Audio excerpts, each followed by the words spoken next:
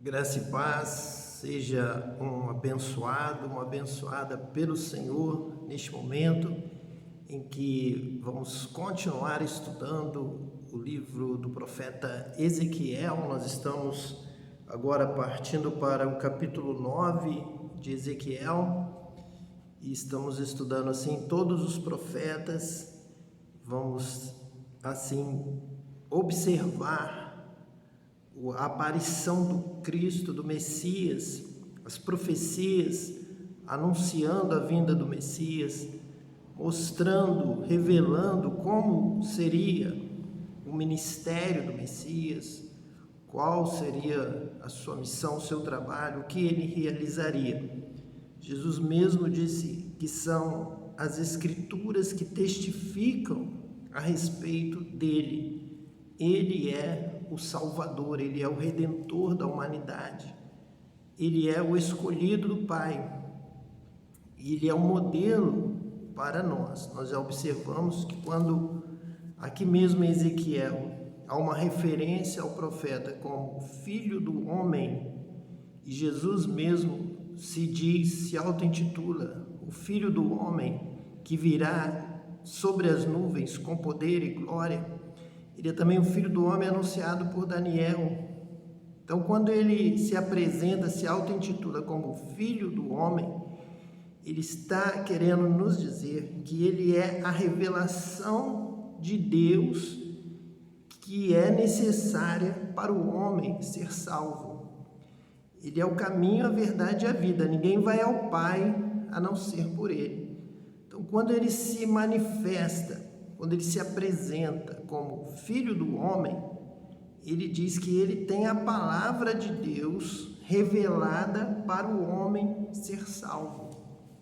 Quando Pedro diz, só tu tens palavras de vida eterna, Jesus disse, foi o Pai que te revelou isso. É o Espírito Santo que está falando através de você, Pedro, porque eu sou a palavra, o verbo de Deus. Eu sou o Filho do homem revelado por Deus para a salvação. Eu sou aquele que traz a palavra de Deus para o homem e tem o poder de transformá-los em filhos de Deus. É o encontro do homem com Deus. É o homem sendo salvo por Deus e sendo assim transformado conforme a sua imagem, a sua semelhança como Cristo, como Filho de Deus.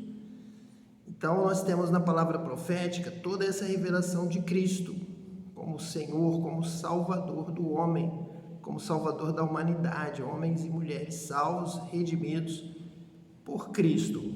Hoje vamos então nos aprofundar nesta palavra, nesta revelação, lendo Ezequiel, capítulo 9, que diz assim: Então me gritou aos ouvidos com grande voz, dizendo, fazei chegar os intendentes da cidade, cada um com as suas armas destruidoras na mão. Ezequiel já está aqui falando a respeito do juízo, da mesma mensagem de Daniel a respeito da justiça de Deus, do dia do juízo final, o dia em que Deus dará o decreto, a sentença. A palavra de Deus diz que Deus irá testemunhar a respeito do que ele tem visto na humanidade, o que a humanidade tem praticado, o que homens e mulheres têm falado, têm feito. O dia do juízo é o dia que Deus vai trazer a realidade, o que cada um tem feito com o seu corpo, com a sua alma, com o seu espírito, com a sua vida, dada por Deus para que ele fosse glorificado através do homem e da mulher, de toda a criação. Então ele trará à luz, Deus dirá o que cada um tem feito com a sua vida, sendo que nós fomos criados para agradar a Deus. Nós somos criados por Deus para Ele, para servi-lo, para amá-lo, para estar com Deus, para cumprir plano de Deus, a vontade de Deus, através da nossa vida. E Deus trará tudo isso à luz, revelará, irá testemunhar. No dia do juízo, será revelado que cada um tem feito. Então, neste momento, Deus já está mandando trazer as armas destruidoras na mão dos intendentes da cidade. Versículo 2: E eis que vinham 6 homens a caminho da porta alta que olha para o norte, cada um com as suas armas destruidoras na mão, e entre eles um homem vestido de linho, com um tinteiro de escrivão à sua cinta. E entraram e se puseram junto ao altar de bronze. São cenas, são visões, revelações semelhantes às do Apocalipse, em que é apresentado o juízo, é apresentado o castigo, a ira de Deus já se manifestando sobre a terra, contra os moradores da terra. Mais uma vez aqui aparece o número 6 como o número dos destruidores, número de homem, porque diz que eis que vinham 6 homens a caminho da porta alta de Jerusalém, que olha para o norte, cada um com as suas armas destruidoras na mão. Então, uma destruição que Deus está ordenando. Daqui a pouco Ezequiel vai explicar, terá revelação a respeito disso. Mas então nós já temos aqui uma alusão lá ao Apocalipse, do número 6, da destruição que Deus está liberando, Deus está ordenando, como nós estudamos aqui nos nossos primeiros estudos sobre escatologia. Porém, como acontece sempre no Apocalipse, é intercalado pela manifestação de Cristo, pela atuação de Cristo durante os momentos de castigo, de ira, de derramamento do cálice da ira de Deus sobre a terra. Cristo vai trabalhando, Cristo vai sendo revelado no meio do seu povo, em atos de redenção, em atos de revelação, em manifestação da palavra de Deus, testemunhas, cavalo branco, revelações de Deus, o anjo de Deus voando pelo céu. Então, aqui no meio, enquanto está havendo destruição, está um anúncio de 6 homens armados com armas destruidoras. São armas tremendas, são armas realmente para destruição da humanidade, destruição em massa, pela ordem de Deus. Mas entre eles, Cristo está reinando, Cristo está obedecendo o Pai. É o que Ezequiel vai trazer aqui lá no finalzinho deste capítulo 9.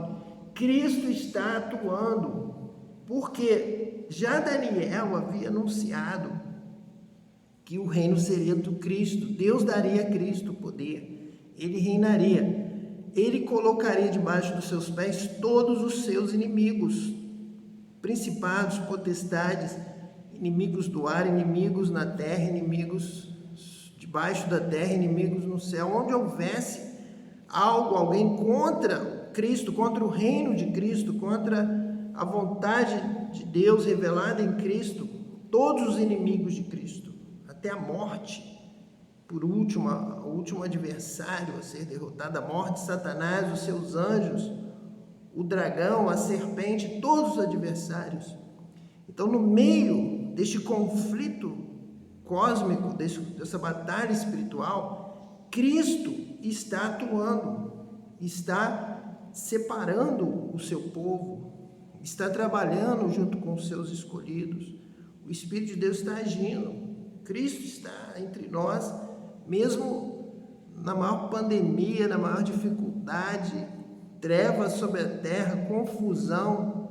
Estamos vivendo tempos trabalhosos, tempos de mentira, de engano, de confusão. Porém, Cristo continua aqui trabalhando, nos dando palavra, nos dando revelação. E ele é revelado como um homem vestido de linho, como Apocalipse 15, versículo 6, o homem vestido de linho com um tinteiro de escrivão à sua cinta. Tudo está sendo registrado, revelado, mostrado a verdade, a luz está resplandecendo e Cristo está entre nós, Cristo está agindo. Aquele que o buscar, aquele que clamar, terá um encontro com Cristo, será salvo, será batizado com o Espírito Santo, terá a revelação de Deus, terá um encontro com Deus. Deus vai te salvar, Deus vai trabalhar na sua vida, o Espírito Santo vai habitar em você. Podemos estar vivendo o momento mais difícil da história, guerras, rumores de guerras, ameaças de todos os lados, pandemia e problemas no céu e na terra, sinais já acontecendo em todas as partes do globo, porém Cristo está presente, Deus está presente, Cristo está conosco, o Espírito Santo está agindo. Hoje é um dia aceitável, hoje é dia de salvação, hoje é dia de você ter um encontro maravilhoso com Deus, poderoso com Deus, receber a presença de Deus na sua vida. Deus está falando contigo, Deus te abençoando, o Espírito Santo habitando em você com poder e glória, porque a palavra de Deus está revelando isso para nós. Está aqui Cristo no meio daquele momento de destruição, Cristo continua salvando. Ele está te chamando para a salvação, para a vida eterna. E entraram e se puseram junto ao altar de bronze. Versículo 3. E a glória do Deus de Israel se levantou do querubim sobre o qual estava até a entrada da casa e clamou ao homem vestido de linho, que tinha o tinteiro de escrivão à sua cinta. Uma revelação do final dos tempos, em que o reino passa para Deus e para o seu Cristo. O reino é de Cristo, Cristo reina, e Cristo, ao reinar, ao vencer todos os seus inimigos, ele então entrega o reino a Deus o Pai. Mas aqui Cristo está agindo nesse momento final, e há essa comunhão do Pai com o Filho, com Cristo, para que as coisas aconteçam no juízo final, no final dos tempos, no momento em que a sentença está sendo executada, está sendo decretada sobre a terra. E disse-lhe o Senhor: passa pelo meio da cidade, pelo meio de Jerusalém, e marca com um sinal as testas dos homens que suspiram e que gemem por causa de todas as abominações que se cometem no meio dela. Então veja a importância que nós temos com Deus, de andar na presença de Deus, de buscar a Deus, de andar em santificação, de adorar a Deus, de glorificar a Deus, de amar a Deus sobre todas as coisas. Porque nesses tempos, esses dias que são maus, são dias trabalhosos, são dias de confusão, dias em que a iniquidade tem se multiplicado sobre a face da terra, diz aqui que serão marcados, é como realmente está lá em Apocalipse 7, 3, 9, 4, Apocalipse 13, 16 a 17, Apocalipse 20, versículo 4. Nós temos aí a marca de Cristo, também está em 2 Pedro 2,8. Essa é a marca dos escolhidos de Deus, é a marca dos que obedecem a Deus. Então você pode receber essa marca agora, na sua testa, na sua fronte. Por quê? Porque você rejeita o mal. Você está dizendo aqui que recebe esta marca de Cristo aquele que suspira e geme por causa de todas as abominações que se cometem no meio de Jerusalém. Então, quando você ama a Deus, louva a Deus, serve a Deus, rejeita o mal, busca glorificar a Deus através da sua vida, busca ter uma vida íntegra e reta diante de Deus, você recebe realmente a glória de Deus, a marca de Deus na sua vida, a visitação do Espírito Santo de Deus.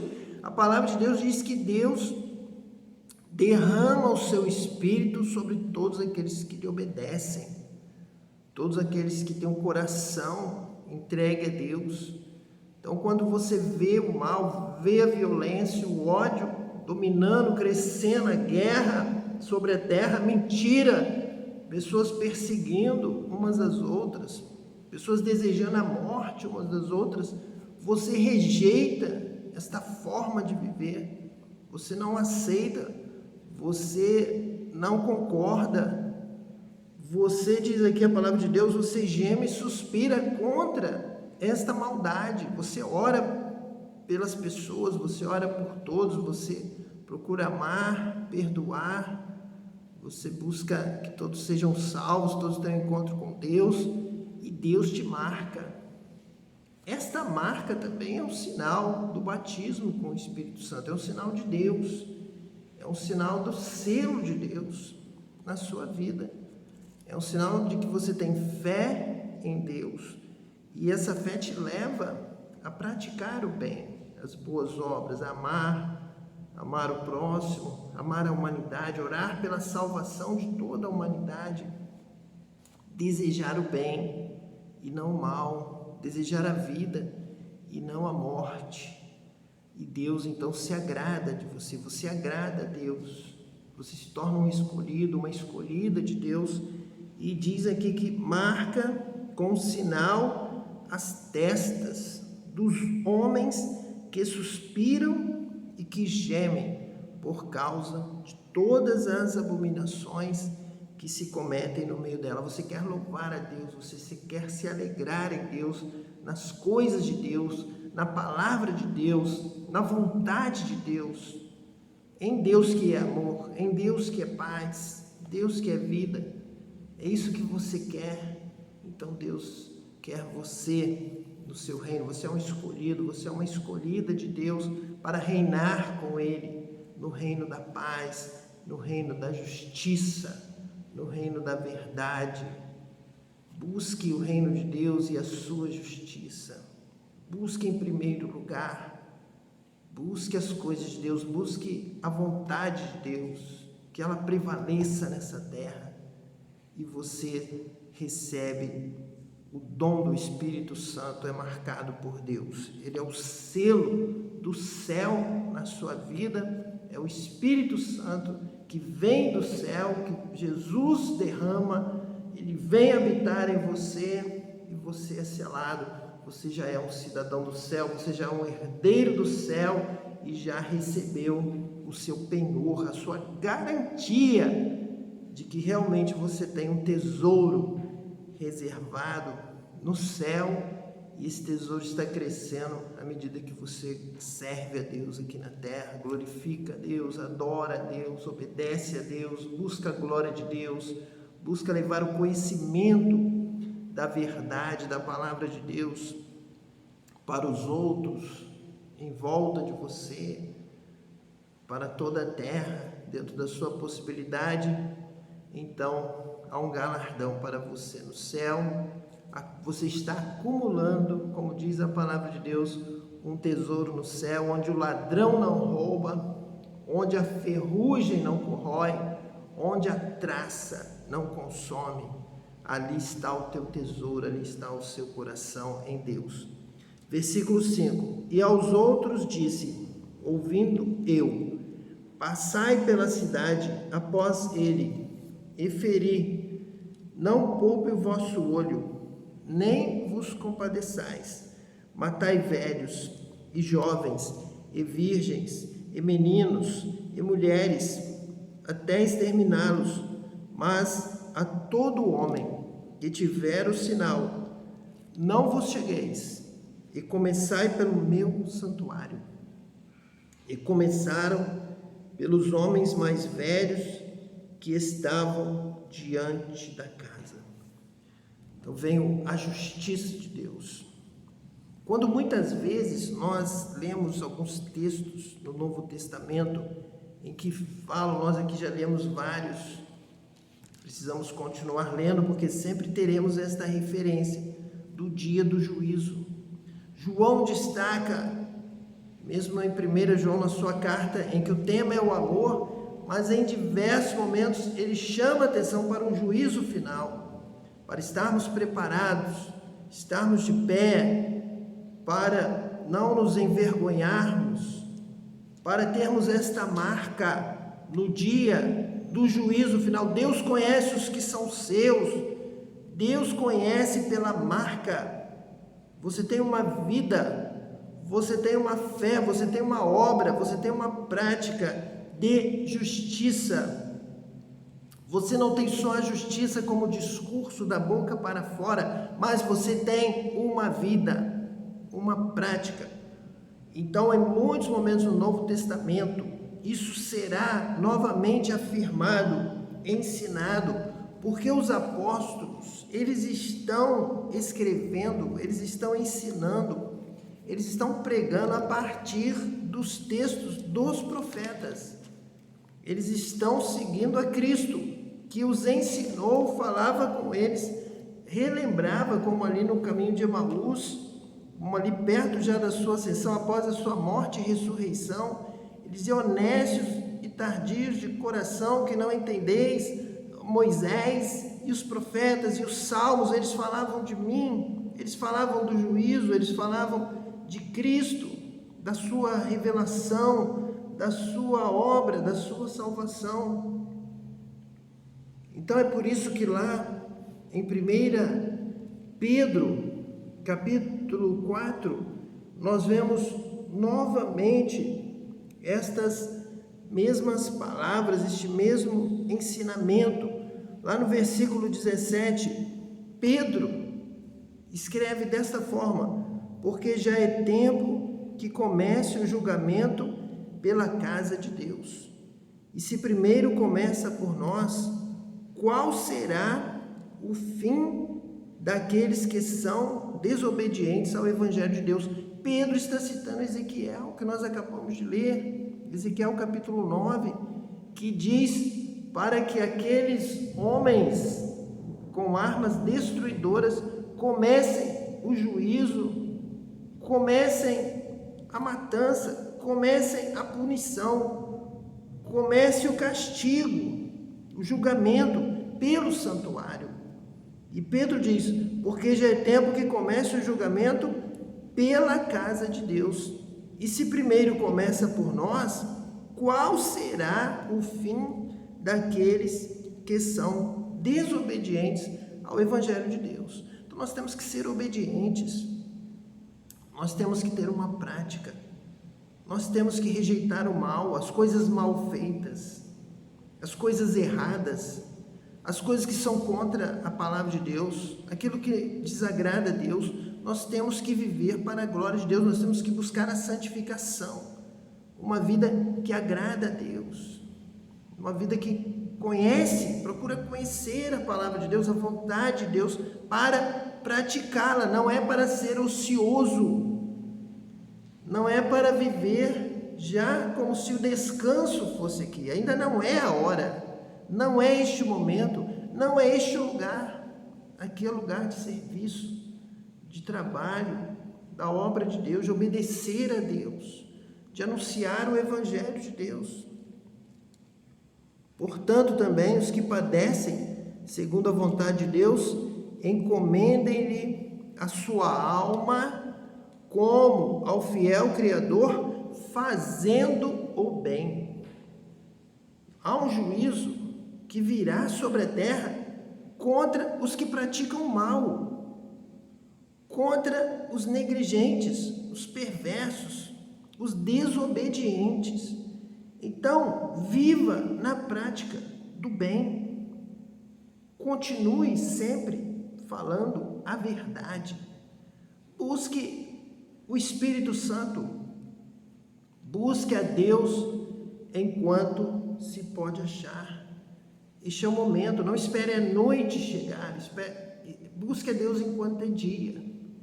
Busque fazer a obra de Deus enquanto podemos fazer. Porque breve vem a noite em que não poderemos mais trabalhar. Então você precisa fazer para Deus agora. Você precisa receber a marca de Cristo agora. Nós lembramos daquela parábola das 10 virgens, em que 5 foram prudentes, se prepararam Elas tinham a marca da obediência, a marca da dedicação à obra de Deus, do amor a Deus, do serviço a Deus. Elas tinham um azeite, e ali Deus manda que eles sejam marcados, que recebam uma marca na fronte, na testa, como uma unção, como um óleo que é derramado, em que a pessoa tem um óleo que o protege do ataque do mal, nas madrugadas e na noite, de ser devorado, de ser picado por mosquitos, por seres que irão trazer a morte. Então você tem que estar coberta a sua cabeça com o óleo da unção que te protege. Deus, o Espírito Santo, te guarda de todo mal, te livra, te abençoa, te dá vitória, te cura, te dá poder, dá salvação, te dá luz da glória de Deus. Este é o tempo. E Pedro está dizendo: é hora de começar o serviço, é hora de trabalhar. O mestre agora está nos dando esta ordem para trabalhar na seara. É tempo de serviço a Deus, é tempo de obedecer. Nós realmente temos que glorificar a Deus.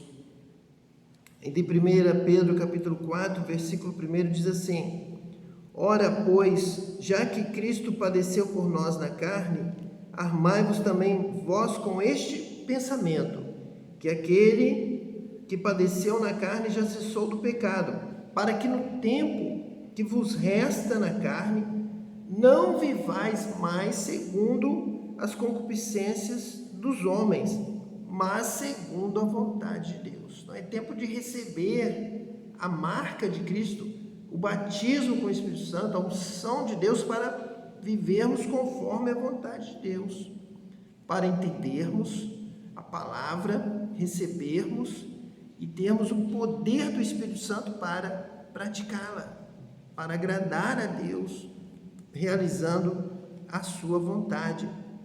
Lá no versículo 6 diz assim: porque por isso foi pregado o evangelho também aos mortos, para que na verdade fossem julgados segundo os homens na carne, mas vivessem segundo Deus em espírito.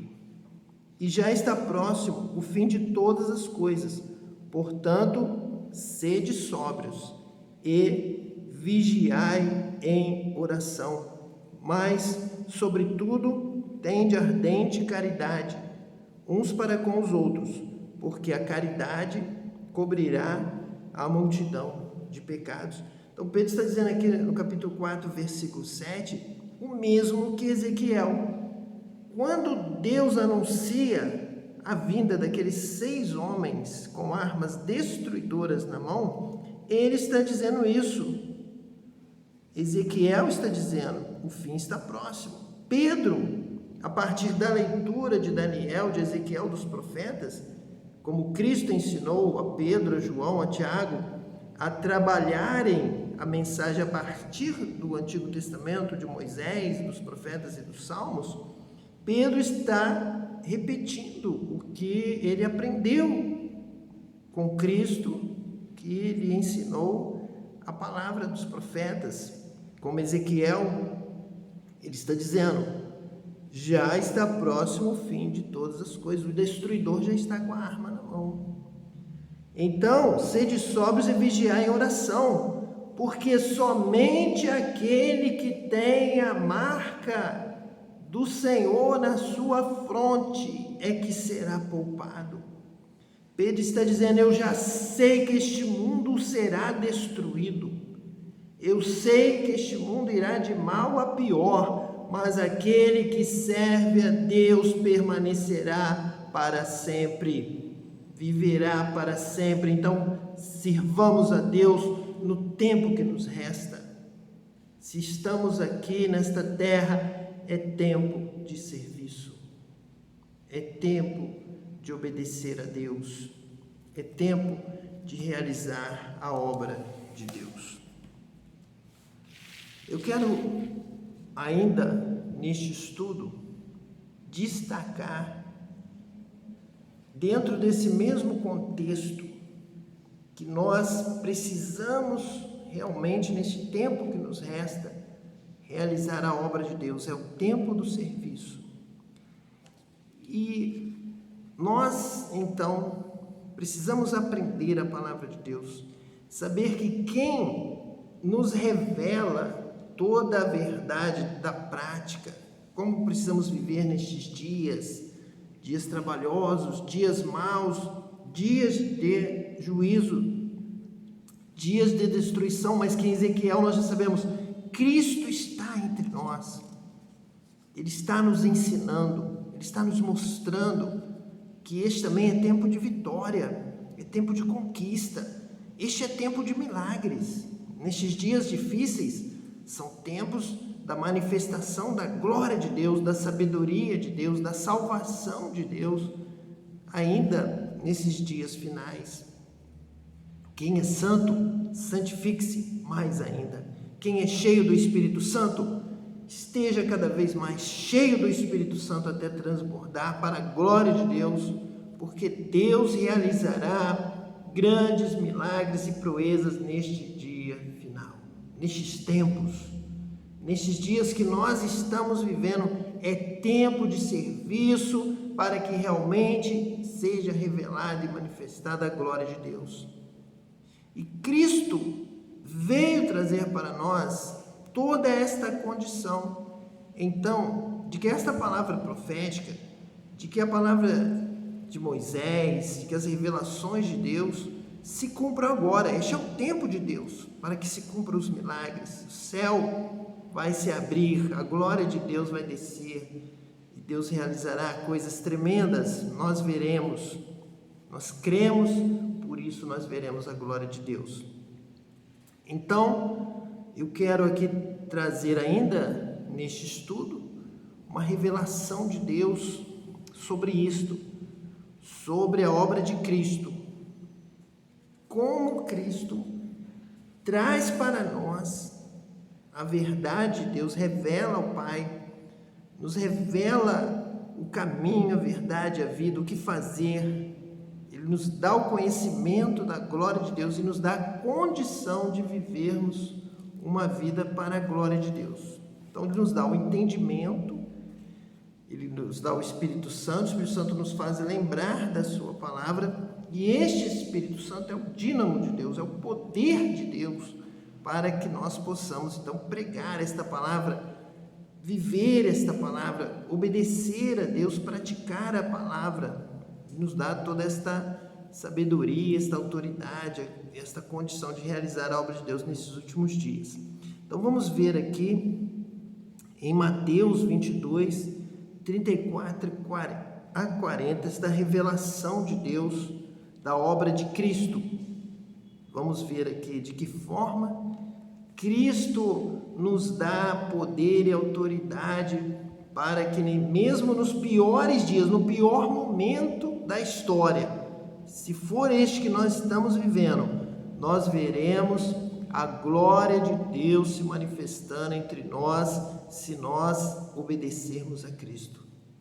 Se nós entendermos, recebermos Cristo, recebermos o Espírito Santo, os milagres irão acontecer, mesmo nos piores momentos, mesmo no momento mais difícil, como foi com Israel lá no Egito para sair do Egito, como foi em tantos momentos da história do povo de Israel, como foi na ressurreição de Cristo. Nós vamos ver a obra que Cristo realiza, o seu poder, e como nós podemos participar deste mover de Deus, sendo cheios da presença de Cristo, do Espírito Santo em nós. Então lá em Mateus 22, 34 e 40 está escrito assim: ao ouvir dizer que Jesus havia deixado os saduceus sem resposta, os fariseus se reuniram.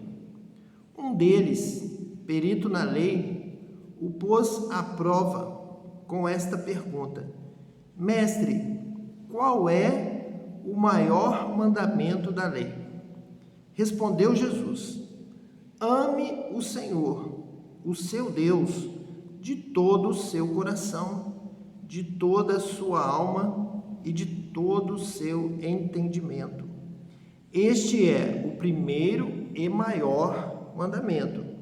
E o segundo, e semelhante a ele, é: ame o seu próximo como a si mesmo. Destes dois mandamentos dependem toda a lei e os profetas. Então, quando nós acabamos de ler a respeito da marca que Deus mandou, segundo o texto nos remete a Cristo, então que o Pai e o Filho mandam e nós somos marcados com uma marca de Cristo, daqueles que o obedecem, daqueles que temem a sua palavra, daqueles que não aceitam mal, aqueles que estão realmente comovidos, sentidos, que rejeitam a maldade se multiplicando, a iniquidade se multiplicando, a mentira se multiplicando na humanidade. Então, neste momento em que nós vemos aqui que é preciso que nós possamos entender o que significa esta marca. É como se nós perguntássemos mais uma vez: o que eu preciso fazer para ser salvo, para receber esta marca? O que eu devo fazer? Parece que eu ouvi de uma forma um pouco genérica falar a respeito de coisas de Deus, de obedecer a Deus, mas obedecer a quê? Na prática, o que realmente eu tenho que fazer? Então você precisa obedecer a Deus, guardar os seus mandamentos. Destes dois mandamentos dependem toda a lei e os profetas. Você precisa cumprir a lei, você precisa obedecer a palavra profética, como esta de Ezequiel.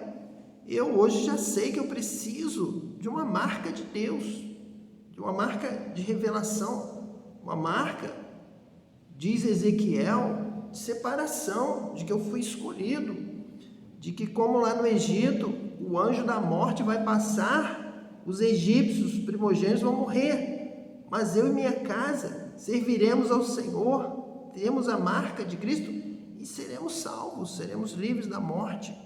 Os destruidores já estão com as suas armas nas mãos e eu preciso me livrar. Então, Cristo é aquele anunciado nas Escrituras, testificaram a respeito dele, ele que traz a vida eterna, ele que traz a salvação.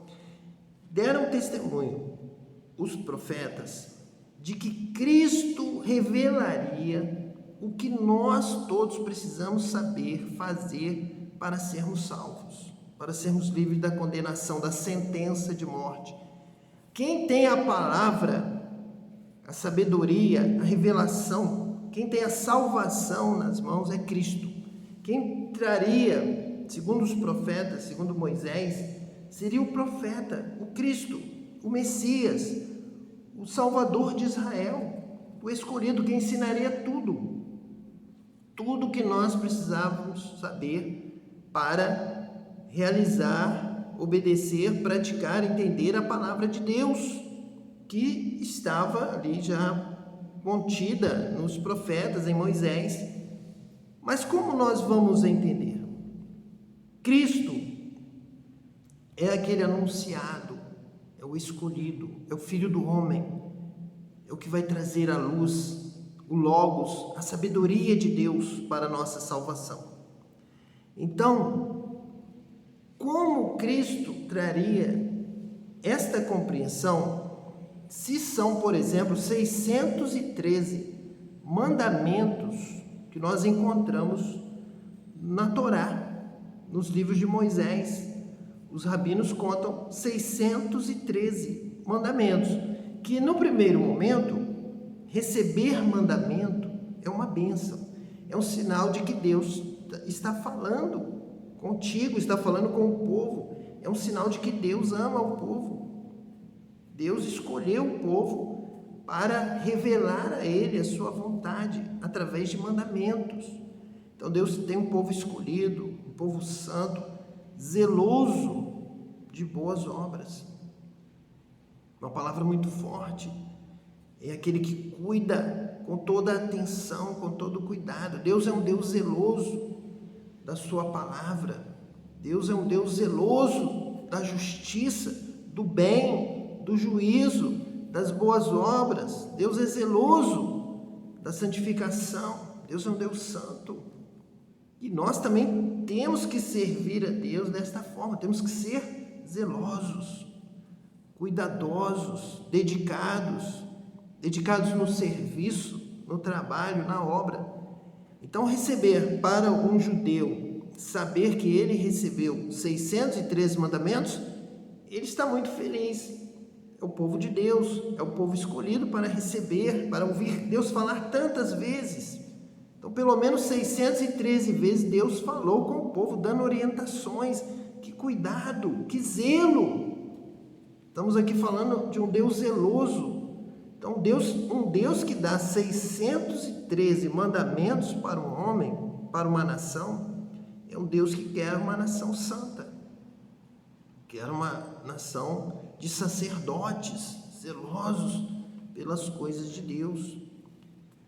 Então, Cristo é o Messias, ungido de Deus, que vem dar condição ao homem e à mulher, ao povo de Deus, aos escolhidos de Deus, de entenderem 613 mandamentos, pelo menos, praticarem, saberem como fazerem da forma certa. Então, Cristo seria aquele que traria tanto um ensinamento com tal nível, com tal dedicação, zelo, sabedoria, que todos entenderiam, que quem quisesse, quem buscasse sabedoria, como está em Provérbios, quem amasse a sabedoria, iria entender Cristo, e com isso todos viveriam segundo a vontade de Deus. E Cristo disse lá à mulher samaritana, disse: sou eu que falo contigo, eu sou Cristo, o prometido. E ela disse: nós aprendemos que quando Cristo viesse, Ele nos ensinaria tudo. Tudo o que está na lei, na palavra de Deus, nos profetas, nos salmos, nós entenderíamos e nós conseguiríamos viver. E Cristo disse: sou eu. Eu vou ensinar a palavra de Deus para vocês. Quem der ouvidos, ouça, irá ouvir esta palavra, irá entender.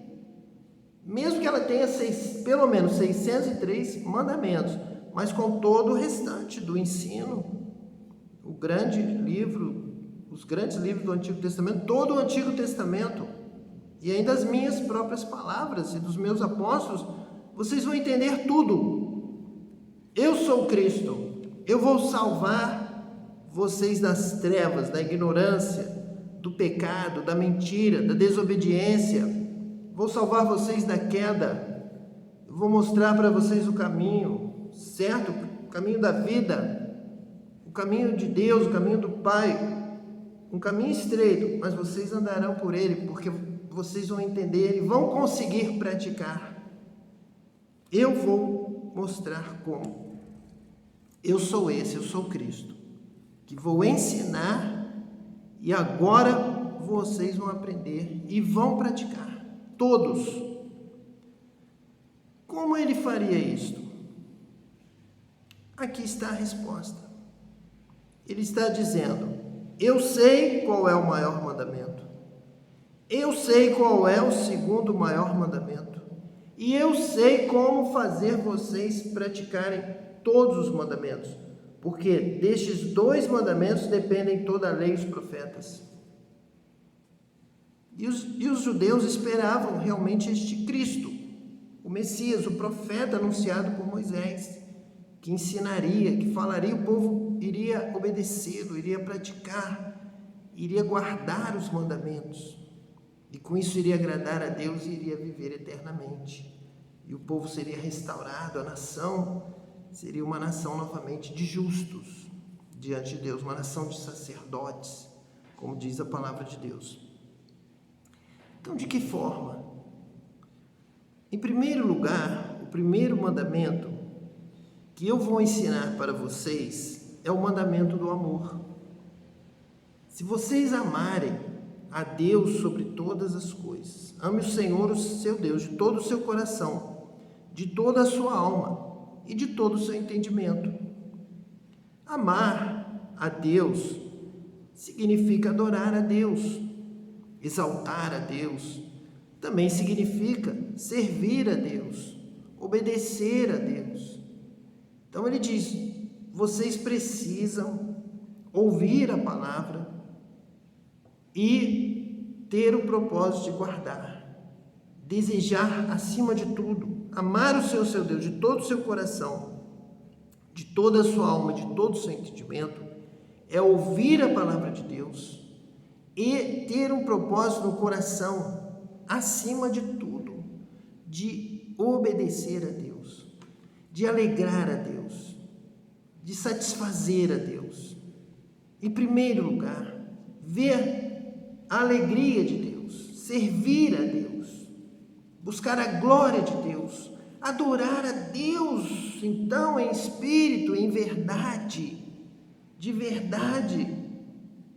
Falar para o mundo todo: espere um pouquinho, pare, porque agora eu preciso buscar a Deus, servir a Deus e agradar a Deus.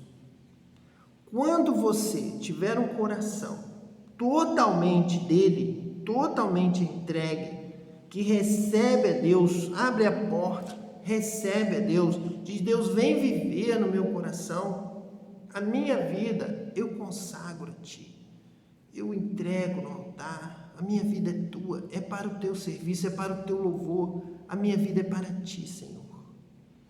Então você começa a entrar neste caminho de Cristo. Cristo vai te revelar toda a verdade, todos os mandamentos, toda a palavra de Deus, de Gênesis a Apocalipse, e você vai entregar o seu coração para que ele entre e faça morada. E o seu coração, em primeiro lugar, vai desejar amar a Deus e ver a glória de Deus e ver a alegria de Deus no serviço, buscando toda a honra, toda a glória ao Senhor. Jesus já está ensinando, Ele é o Cristo. Ele vai ensinar o que nós devemos fazer para realmente guardar, praticar, viver de acordo com a palavra de Deus, toda a lei e os profetas. Ele disse aqui, com esta resposta, destes 2 mandamentos dependem toda a lei e os profetas, ele está dizendo para os judeus: porque eu sou Cristo, porque eu posso fazer isso, eu vou fazer isso, eu vou mostrar para vocês, aqueles que me receberem serão transformados, serão filhos de Deus, vão refletir a glória de Deus, vão viver para Deus, vão realmente entender a Deus e vão fazer a vontade de Deus, como o filho faz, como o filho age conforme o pai, o filho obedece o pai e o filho tem as características do pai. Cristo vai nos dar as características de Deus para que possamos realizar a vontade de Deus, ter a mente de Cristo e entender a palavra de Deus. Mas ele diz, em primeiro lugar, o primeiro mandamento que você precisa viver, praticar, é amar a Deus sobre todas as coisas. O segundo é semelhante a Ele, é amar ao próximo como a si mesmo. E Ele mesmo, Cristo, nos ensinou a amar, deu a sua vida na cruz, morreu por nós. Senhora, não há maior amor do que este, de dar a alguém a sua própria vida pelos seus amigos. E Jesus deu a vida por toda a humanidade. Porque Deus amou o mundo de tal maneira que deu o seu Filho unigênito para que todo aquele que nele crê não pereça, mas tenha vida eterna. Então Ele nos ensinou o que é amar. E Ele dizia, você quer agradar a Deus? Você quer praticar todos os mandamentos? ama a Deus. É o primeiro de todo o seu coração, de toda a sua alma, de todo o seu entendimento. E ama ao próximo, como a si mesmo. Porque Jesus nos manda, nos ensina a amar. Jesus agradou ao Pai porque Ele morreu na cruz por nós. Nós devemos também aprender com Ele.